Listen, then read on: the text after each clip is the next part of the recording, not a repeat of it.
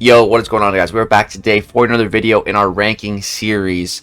Now, before we get into the rankings, I have to give the standard disclaimer that this is 1,000,000% my sole humble opinion. Legacy's opinion based off of almost 8 years playing this game. Pretty hardcore and pretty endgame. Now, that's not to say that all my opinions and everything I say is 100% correct or factual, because it's not.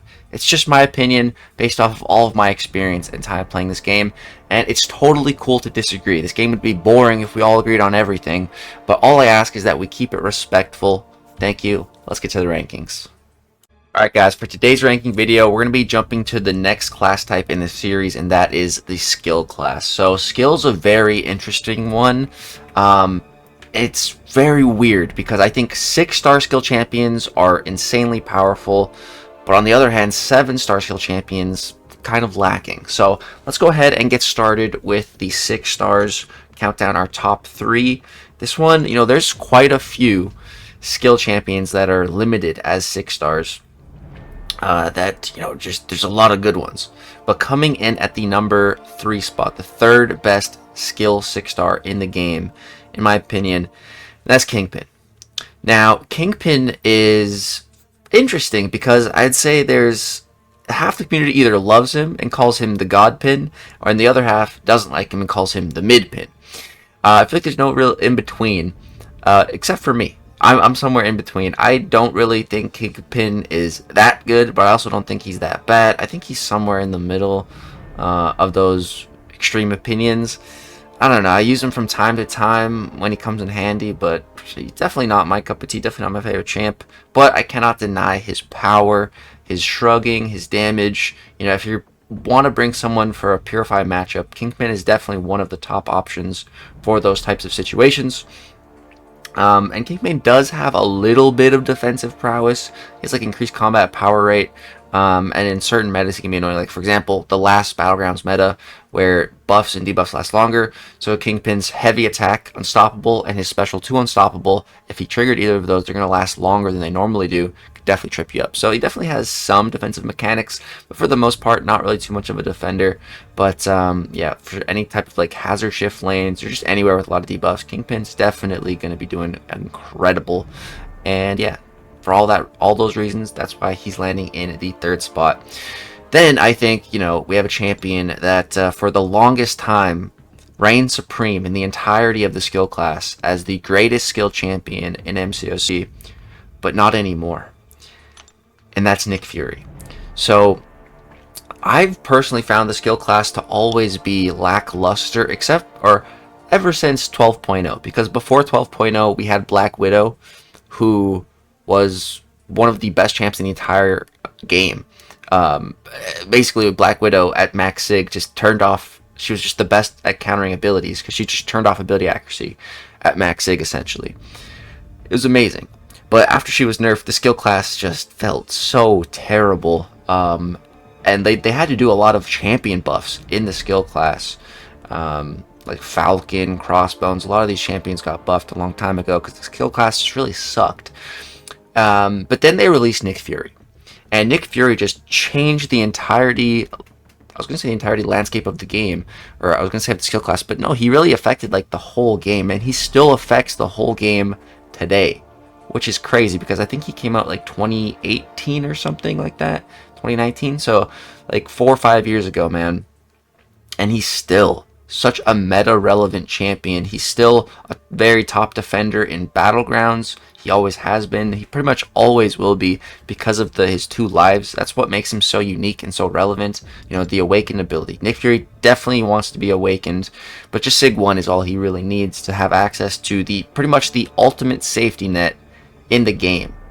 That's what I would call Nick Fury's awakened ability, the ultimate safety net. It's a full second life. You heal all the way to full. And then unfortunately, no, you have to go back down to 30%, which can kind of suck in some certain questing scenarios.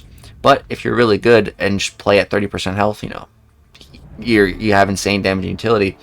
But in Battlegrounds, it doesn't matter. It really doesn't matter. Having the whole 1 life thing, 1 in the chamber, is perfect for Battlegrounds because you only have 1 fight.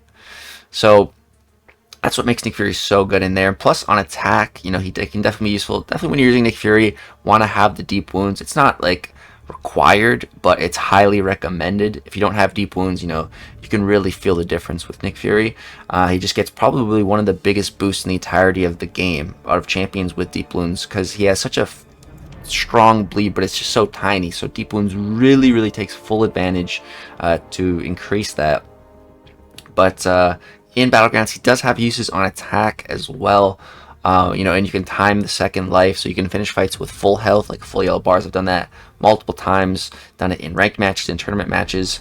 It's a very useful ability, and you can use it to fight just about like anyone. Like, for example, I remember in a tournament, I was down 2-0 on the verge of losing, and I was down 1-0 in the match, and my opponent put down a Mephisto, and I had no Mephisto counter, and I used Nick Fury, and I finished the fight with full health because I timed my second life and I won. And I ended up coming back and I ended up winning that entire tournament, actually.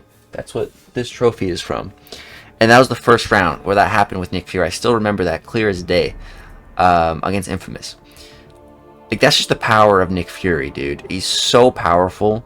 He's so great. But there is one 6-star skill champion that I believe is better than Nick Fury now. And that's Kate Bishop. And, you know, the craziest part about Kate Bishop is that we could have had her as a 7-star. The community fumbled the bag on that one. And the majority voted for Shang-Chi to be a 7-star in the original Titan pool instead of Kate Bishop. Could have been Kate, but no, Shang-Chi. Which, not to say anything bad about Shang-Chi. I think he's a great champion. But Kate Bishop is just a different breed. I genuinely think Kate Bishop is one of the strongest champs in the whole game. And I think Necropolis, you know, really showed us that. And because of Necropolis, you know, I don't think we're going to see a 7-star Kate Bishop anytime soon. Even though Kabam was once considering her. I feel like eventually could see her as a 7-star, but just no time soon. Absolutely 0 time soon. Because she's just insane what she does. What makes Kate Bishop so insane is her damage output, which, you know, isn't the case for a lot of skilled champions, you know, just right out the gate. Usually they take some build-up of some kind. You know, Aegon requires a colossal amount of build-up. Nick Fury, you know, you really want to be in your second life to get that full damage. Crossbones, you know, it takes time to really build up those Furies. You know, Shang-Chi, you have to, you know, build up your Chi charges to really build up a big payoff for the special too. Kate Bishop has no build-up. All you do is get to a special one and use it. And all of a sudden, you apply a passive cold snap. And if you perfect release, which is very simple to do because you can slow down time with Kate, and it's a very simple thing to learn. If you can do that, you just have insane damage from one special one. And, like, you don't even have to hit the opponent after that. You can just tap their block to pause this. You can, you know, punish heavies or specials to pause it for even a longer duration. That alone is just what makes Kate so crazy. I even started bringing her to AQ every single day just to clear, you know, the garden variety fights because she is that fast. I have Hercules on my team, and yet I still bring Kate Bishop and use her way more because she just makes fights so quick. Kate, another example of what makes Kate just so crazy is, and I have another AQ example here. One of the most annoying nodes in the game, in my opinion, is a little node called Flux Dispersal, which is basically up to 20 hits into the opponent. Each hit gives them like a charge, and each charge lowers the damage they take from being hit. So you have to keep using heavy attacks to reset the charge count. So it's really annoying, and there's a lot of that node in map 8 in the middle where I go up. It's not my path, but it's like surrounding my path. And I always found those nodes to be very annoying. I used to use Herc for them. Then, you know, like I said, I started bringing Kate. Just one special one to get that cold snap, and they just, like, die. Like, I don't even have to worry about the Flux Dispersal. It can be at 20. They're still taking the cold snap damage. It is ridiculous. I'll give you another example from AQ. In my section 2, I have another very annoying node, one of the most annoying in the game. It's called Unsteady. If you don't do a full 5-hit combo, you get a glancing debuff on you. There's also Safeguard on this path, so you can only do 1% damage. It's a really annoying path. Guess who just destroys it? Kate. Special 1, the damage just goes crazy. All fights are done in like 40 seconds. Doesn't matter what day it is. Like, she's just so ridiculous for so many different fights, for so many different nodes. Been using her in War this last season because her evade counter counts as an intercept, so she can actually, you know, intercept champions like Rhino, like Destroyer, champions that go unstoppable on their dashes. Kate can still intercept those on tricky nodes where, you know, intercepting is required. She has all these little things, plus, you know, what really made her crazy in Necropolis was the synergy with America Chavez, because she has 2 synergies with her, one here and one here. It gives her +1 to all her trick arrows. So, you know, Kate can apply these cold snaps. They max out at 2. With this synergy, you can get up to 3. So in Necropolis, you know, you're increasing your damage by 50%. That's just with the cold snap too. You can also build up to make the cold snap stronger. You can also build up caltrops. So if you have a cold snap opponent, which is very rare, cold snap is one of the strongest damage over time abilities in the game because there's just so few champions that are immune to that. But if they are, you can use caltrops, which is really fun, actually. I'd say caltrops is very underrated. I actually really enjoy using it. It's fun. Basically, once you apply caltrops, whenever the opponent dashes, they take damage. So you can really adjust your playstyle. She also has Tranquilize and Tracking, just other stuff, Tracking to counter miss. Cold Snap's already be countering evade. Tranquilize to prevent her from getting debuffs on herself from other champions. There's just so much in Kate's kit, man. It is insane. It is honestly too much for, you know, a teenage or a young adult human with a bow. In my opinion, it's just a little much. And on top of all that, she has block proficiency comparable to Doctor Doom.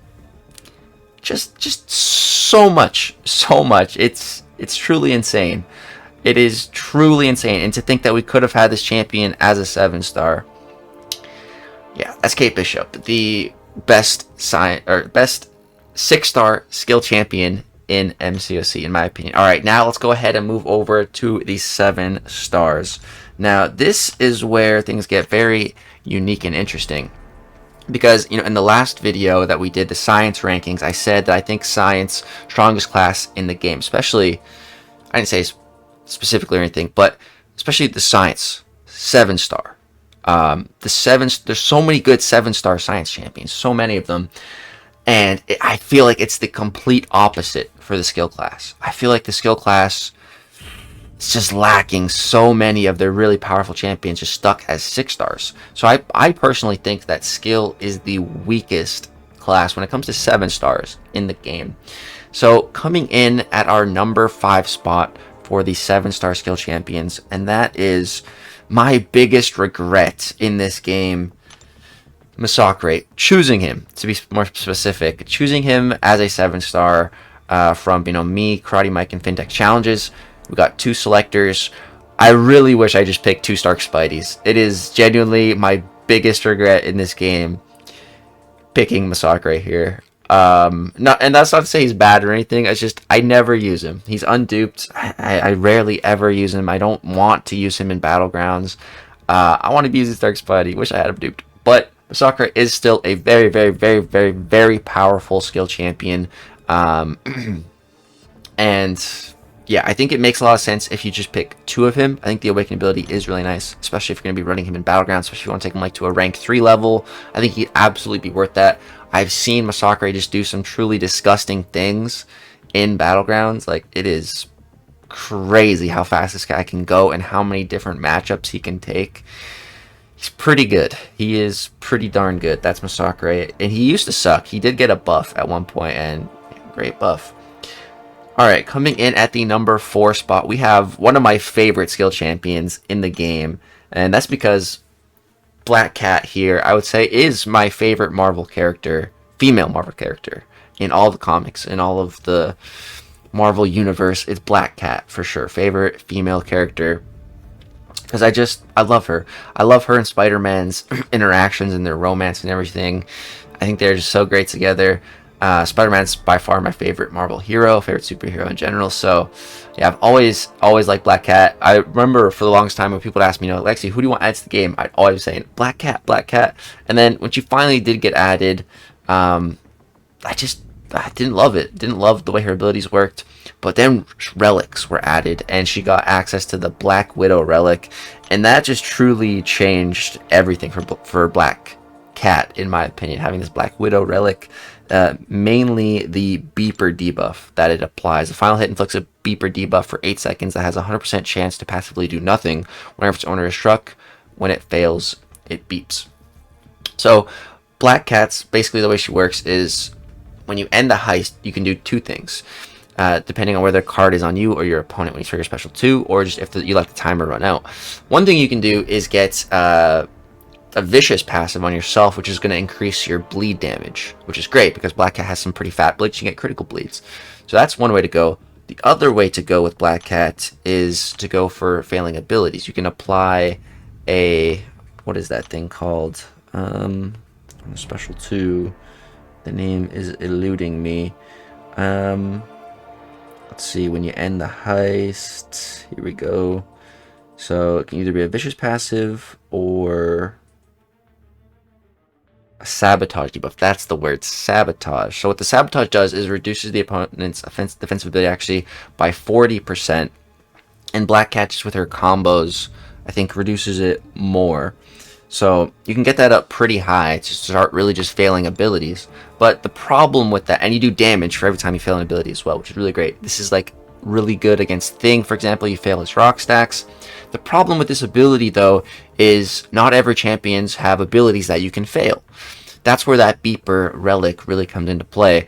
It just opens her up to a lot more matchups, and yeah, Black Cat is really, really good in Battlegrounds in a lot of areas on attack. She's very fast, does so much damage so quickly. She can take, Sasquatch, the highest health pool champion in the game, very quickly, because that's how good her damage is, man. Really, really, really big fan of Black Cat. Thinking about taking her to rank 3, not sure, but yeah, she's landing in the number 4 spot for the top 5 skill 7-star champions. All right, let's go ahead and move on now to the number 3 spot, and we have Shang-Chi. So I personally like Black Cat more than Shang-Chi, and I also think she's better in Battlegrounds, but I think elsewhere Shang-Chi is better, and I just think his kit is more, can do more, definitely more utility, and Shang-Chi has damage too, And what I like about Shang-Chi's damage is you can build it up as much as you want, and detonate at any time, especially with the chi charges. What I also love about Shang-Chi is I think he's one of like the best designed skill champions, and what I mean by that is like he really will reward skillful play. He has these things called his chi charges, and the way to gain them is by performing his combos. And then, if you want to build up a lot, you can use a special 3 and just kind of build them up that way, which some other champions have that as well. Like Guardian, for example, you can use a special 3, build up a bunch of charges, and then detonate a special 2. So Shang-Chi has that, and he has, these guaranteed ways to build them up.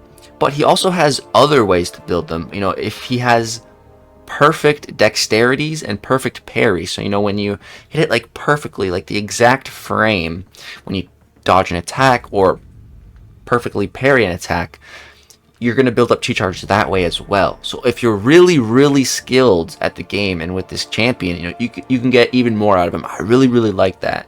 What I also love is just Shang-Chi, he's so versatile in how you want to play him because of his Wushu strikes. He has one strike that is going to apply slow. Slow is a very, very powerful effect. He has another strike that will give him cleanse charges, so he can just get rid of debuffs on himself. That's great. He has another one that can give him unblockable, which is awesome, and then another one that can get stun the opponent.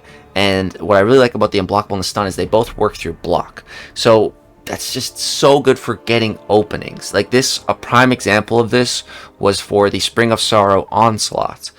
He had a node where during his heavy attack, he goes unstoppable, so you can't punish him.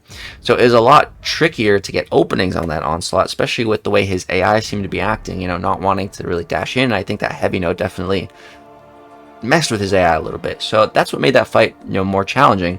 Shang-Chi, even with class disadvantage, was one of the best options for that fight. I sold it with my rank 1 7-star here, and I ended up using like a 6-star rank 3 on like Spiker to get through it.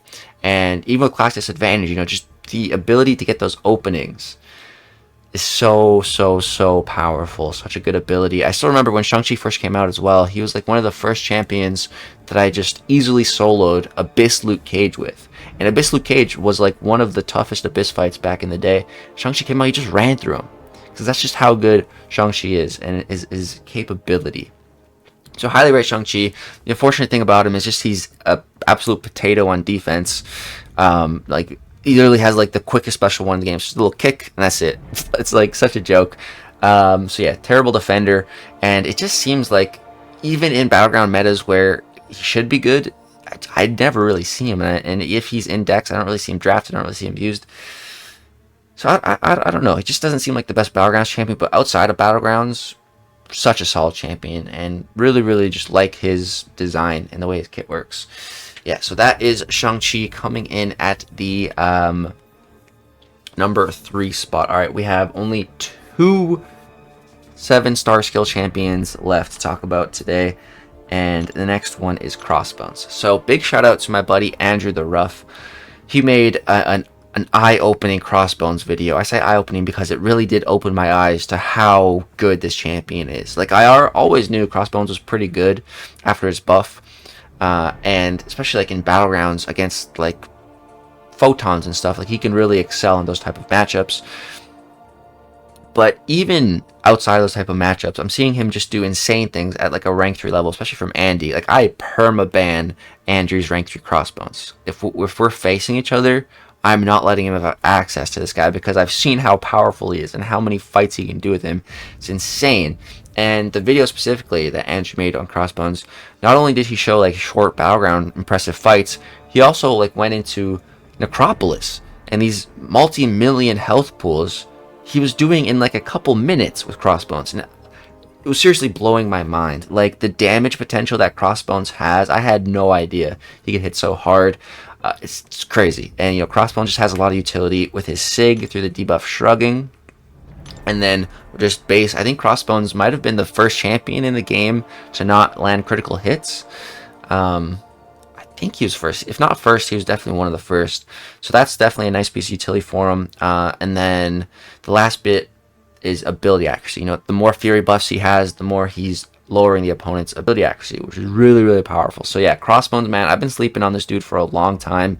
I got to rank him up and start really getting good with him because he's such a powerful champ. Yeah, that's Crossbones, man. That's Crossbones. All right, and then the number 1 best skill 7-star champion, in my opinion, man, it's not even close. It's Bullseye. I just think Bullseye is so good, and a lot of people will say he's a defender, pure defender, and I really have to disagree. After taking him up to rank 3, he feels way better on attack. And the damage feels incredible as well. He always has guaranteed crits, which is very nice. And the proof is on my channel. You can watch the last 2 Alliance War seasons, especially the last war season, season 51.